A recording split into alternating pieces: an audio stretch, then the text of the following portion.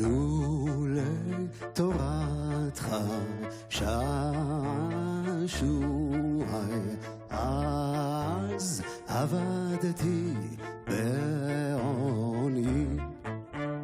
When I was in yeshiva, the Yeshiva Gedola of Johannesburg, and I studied under Rabbi Azor Chaim Goldfarb of blessed memory, we would often sing a song, which is a verse from Psalm 119, Lulei Toratcha Sha'ashua, Az Avadati Ba'onyi. If not for your Torah, which was my delight, says King David, I would have been lost in my suffering.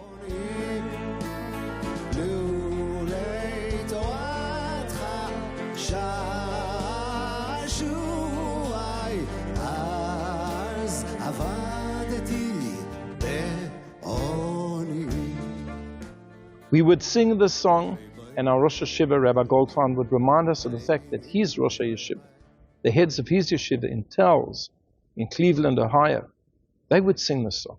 And it was a tune, a haunting tune, that they had picked up when they were in Lithuania.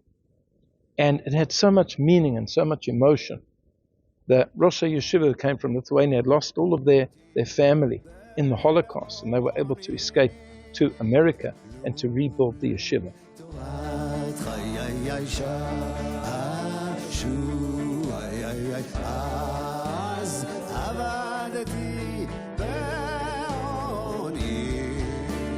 And the meaning of the song, if we look at it in terms of King David's life first, that King David had a life of difficulty. He was rejected by his brothers as just being the younger one without much of a future. He was persecuted by his father-in-law. He had many enemies who were against him. He had his own children who rebelled against him. He had a life of difficulty and suffering. And yet he says, he pours out his soul in Psalms, and he says, God, if it was not for your Torah, which was my sha'ashua, it was my delight, it was my plaything, I would have been lost in my suffering. And really, in a way, this is the anthem of the Jewish people throughout their long and bitter exile. We had many deprivations. We suffered exile.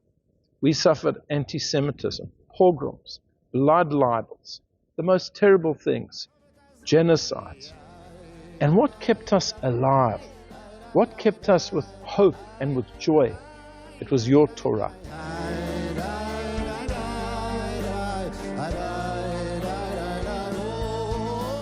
And indeed, in every Jewish community, there was a Beit HaKnesset, there was a shul, there was a Beit HaMikdash, there was a study hall where people would go to study each and every single day. There were scholars who sat there the whole day long. There were others who came for a shiur in the morning, after the morning service, in the afternoon, between the afternoon service and the evening service. And they lapped up and they learnt the precious Torah of Hashem. And it gave them spiritual sustenance, and it gave them inspiration. And it gave them the drive to keep on going, because they knew that this Torah had been given to Moshe, and Moshe had given it to Joshua, to the elders, to the prophets, to the men of the great assembly, to the great sages of the Mishnah, the great sages of the Talmud, and the early ones, the Rishonim, the early commentators, to the Achronim, and it comes down to our generation. And there's nothing quite like the joy of learning Hashem's Torah, of understanding it, of plumbing its depth. And this is what we should celebrate this Shavuot, because every Shavuot we relive and we re-accept the Torah. And therefore we say to Hashem, Lulei Toratcha Sha'ashua, if not for your Torah, which was my delight, as avadati b'oni, I would have been lost in my suffering. But I was not lost, and I continued with faith and with strength to be a Jew. I wish you all a Chag Shavuot Sameach.